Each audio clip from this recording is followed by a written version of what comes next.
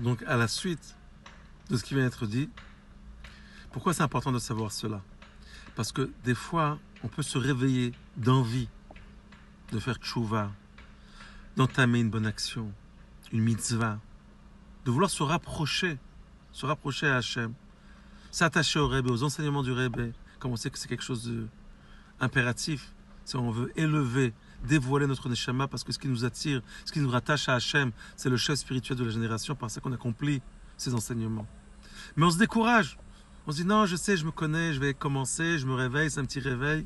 Voilà, j'ai eu un petit réveil d'en haut, je vais commencer à entamer quelque chose, mais je me connais, je vais pas pouvoir y arriver vraiment d'une manière constante et terminer vraiment ce que j'ai commencé et d'arriver à une intégralité par rapport à ça. Et on se décourage et même commencer, on ne le fait pas. Alors non, on apprend du Rabbi que tu as réussi à commencer. Alors sache que si tu as cassé la première barrière pour commencer, après tout est dans la poche. Ça dépend seulement de toi. Tu peux casser toutes les autres barrières. Parce que dans le commencement, par ça que tu as réussi à commencer, tu as dû te courber, etc. Sortir de ta nature, sortir des limites. Et Hachem, il promet que si tu as commencé, alors sache que tu pourras terminer, puisque tout est inclus. Toute la réussite qui va venir à la suite de ce commencement-là est déjà inclus, est englobée déjà dans ce que tu as déjà commencé à entamer. Donc, bien que Gimel Tammuz, c'est seulement le commencement, mais on voit le Tokef, on voit comment c'est intense. C'est quelque chose de très fort. À tel point que le Rabbi nous dit que dans Gimel Tammuz est inclus la réussite, la tzlacha, du dévoilement de la Géoula Amitit V'Ashlema. Donc ça, c'est une première chose. Maintenant, ce que je voudrais parler maintenant, c'est quelque chose d'extraordinaire. J'ai vu que dans mon travail, j'ai dit cette sikha-là, cette partie de cette sikha-là, vraiment des gens, Chabad, pas Chabad, vraiment, ils sont éblouis de ce chidouche incroyable, une puissance que le Rabbi dévoile ici, que beaucoup de mefarshim, de commentateurs de la Torah, n'ont pas réussi à répondre à une question qu'il y a dans le Rambam, le Sefer Mishneh Torah, le livre de Mishneh Torah du Rambam, dans Inchot, Metame, Mishkav ou Moshav. Dans quel chapitre? C'est pas un hasard. Yud Aleph, le 11, chapitre 11. Quel halacha? 11. Le 11. Quand un chassid Chabad, il entend le mot, le chiffre 11, c'est déjà... ça nous fait palpiter le cœur. 11 et encore 11. 2 fois 11. Alors là, c'est... Tfika de Liba, ça s'appelle Klot Nefesh. Qu'est-ce qu'il y a marqué là-bas? Il y a marqué... Vraiment, je vais essayer de raccourcir pour pas que ce soit trop long. Mais écoutez, ce chidouche, c'est quelque chose d'extraordinaire. Pour comprendre cette force-là, de la hardout, de la Havat Israël. Il est écrit comme ça. Quelqu'un qui est appelé Amaharet, c'est quoi un Amaharet? C'est pas quelqu'un qui accomplit pas les mitzvot. Il accomplit les mitzvot. Mais il ne connaît pas, il n'a pas de connaissance au niveau des lois de pureté et d'impureté. Donc il ne fait pas attention de ne pas se rendre impur. Et bien sûr, il ne peut pas donner de la trouma au Kohen, il ne peut pas donner de l'huile, il ne peut pas donner du vin, il ne peut pas toucher au korbanot, au sacrifice, parce qu'il va les rendre impurs. Et le Kohen, il devait manger de la trouma qui était pure. Mais Altarat HaKodesh. Donc, on ne peut pas recevoir toute l'année de lui parce qu'il n'est pas fidèle, il ne connaît pas la halachot, il n'est pas Neheman. On ne peut pas compter sur lui, bien que ça peut être un bon juif. Mais de l'autre côté, il y a marqué qu'il y a deux époques dans l'année, 2 temps dans l'année, que oui, il est fidèle et qu'on peut recevoir de lui du vin, de l'huile, des corbanotes. Quand est-ce que c'est? Quand les Juifs montent en Eretz Israël pour pèleriner dans le Beth Amikdash pendant les 3 jours de fête, c'est Pesach, Chag HaShavuot et Sukkot.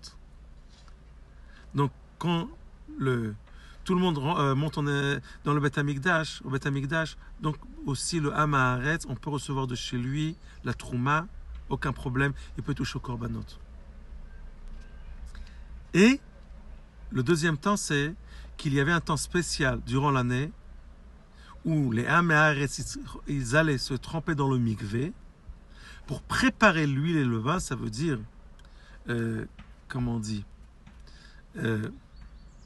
l'irtosh, l'hydroch, ça veut dire de faire, de faire du raisin, du vin, concasser les olives pour en faire de l'huile. Et donc, il n'y a pas de problème, le Kohen il peut recevoir du Hamaharetz. Mais on va voir que dans ces deux halachot-là, il y a quand même une différence.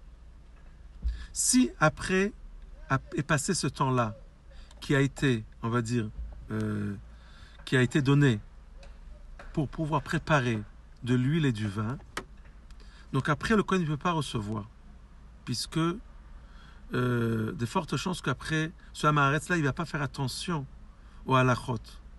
Donc il va retourner comme il était auparavant.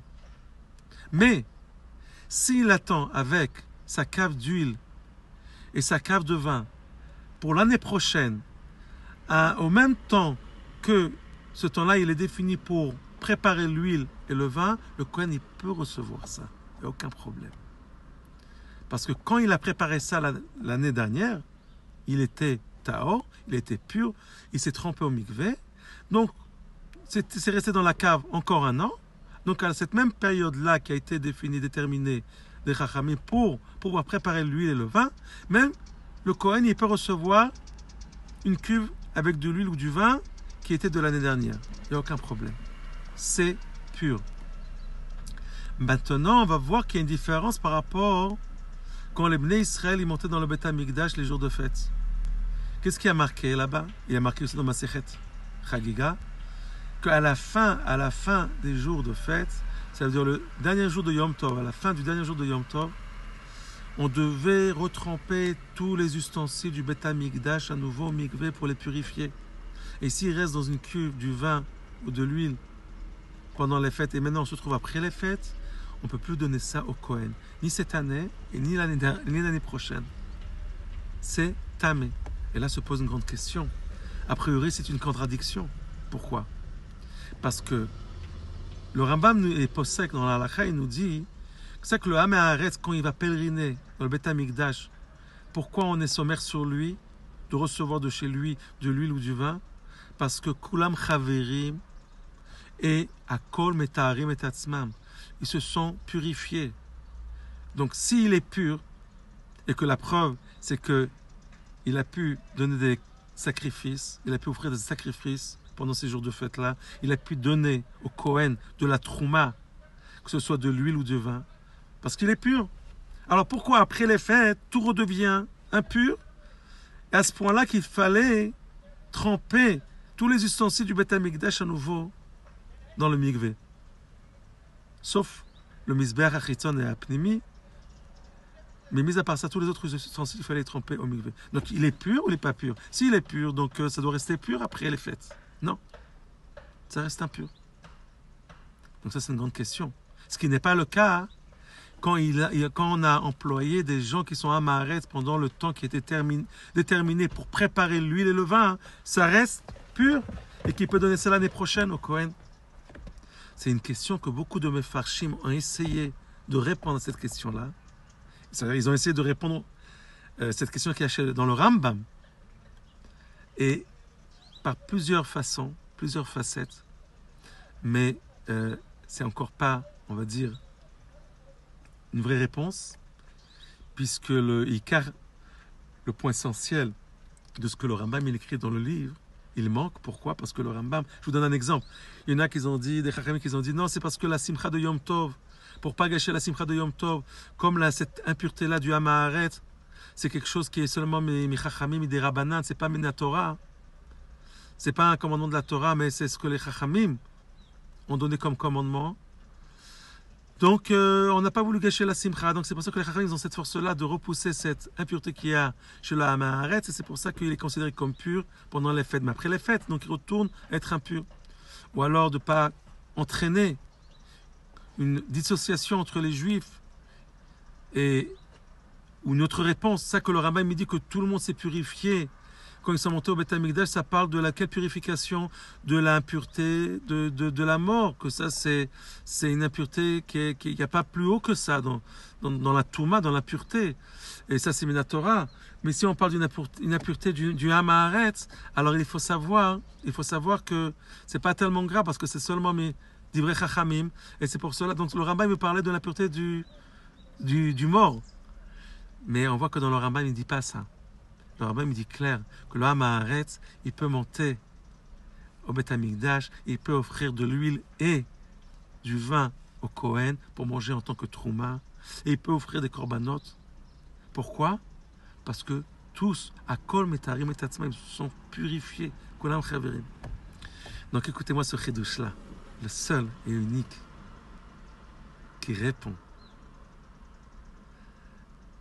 à cette question-là qu'il y a dans le Rambam, c'est le Rebbe Melech HaMashiach. Qu'est-ce que le Rebbe nous dit? Le Rebbe vient nous prouver que si on regarde bien dans la lachon du Rambam, il n'y a pas marqué comme dans une halakha avant, que tout le peuple, tout le Ham, il se purifie. Il y a marqué Akol Metaharim. Tous ils sont purs. Tous ils vont se purifier. C'est quoi la différence? Le Rabbi prouve que ça, que le Ham Haaretz, ce juif-là, qu'en temps normal, toute l'année, il ne fait pas attention aux lois de pureté et d'impureté. Pourquoi? Quand arrive un jour de fête, alors il devient pur, pas parce qu'il a été au mikvé, non. On aurait pu penser comme ça, qu'il a été au mikvé. Mais s'il a été au mikvé, qu'il est pur, donc pourquoi après les fêtes, tout retourne à être impur? C'est pas logique. Là, tout simplement parce qu'il va se rattacher à un public, à des juifs que eux, ils sont purifiés au mikvé pour monter au Beth Amikdash. Lui, c'est pas maintenant les lois, mais il vient seulement s'unir, excusez-moi, à ces juifs-là. Donc, d'en haut, on ne va pas le juger en cas personnel, comme quelqu'un qui est seul, mais il est nigrar, il se rattache au public et ça devient une partie de ce public, de ce tzibour-là. Et grâce à ça qu'il s'est attaché à ce public qui est pur, alors automatiquement, il a ces critères-là d'être pur, même s'il n'a pas été au mikvé. Vous vous rendez compte? Cette merveille. Qu'est-ce que c'est la hardoute? Qu'est-ce que c'est l'union? C'est-à-dire que si un juif, venez, on va parler terre à terre maintenant. Si moi, je me sens bas, et je vois que j'ai des conflits avec mon Yetzer Hara, et j'arrive pas même à commencer une mitzvah, et je dois faire la guerre, et je sens que vraiment je suis découragé, et je ne suis pas dans la simcha à cause de ça, parce que je sens que constamment je suis envoûté avec mon mauvais penchant. Alors il y a une solution. Attache-toi à un juif ou à plusieurs juifs, qu'eux ils sont à une certaine élévation, à un rang spirituel. Attache-toi, rentre dans un Invadout, dans un Farbringen. Rentre dans un Farbringen. Si tu arrives à t'attacher, à t'unir à des gens que, même si on va dire que ces gens-là, ils sont pas, je ne sais pas quoi, mais le fait même de t'attacher déjà à des juifs, alors sache que déjà, tu vas sauter les étapes, tu vas passer d'une étape à une extrême. Et même si quelqu'un il est impur, grâce à cette union-là, il peut devenir pur, sans avoir été au mikvé. À plus forte raison, s'il va au mikvé, mais lui, il ne sait pas qu'il faut aller au mikvé. Maintenant, qu'est-ce qui se passe après les fêtes? Après les fêtes, tout le monde se dissocie, se sépare, tout le monde rentre à la maison. Donc, il n'y a plus cette union-là entre les juifs. Donc, automatiquement, il retourne dans ce critère-là d'être une personne seule. Ah, et là, on la considère comme si c'est une personne seule, quelqu'un d'impur qui a touché l'huile et le vin qui étaient dans les cuves, et bien sûr les ustensiles du Beth Amikdash.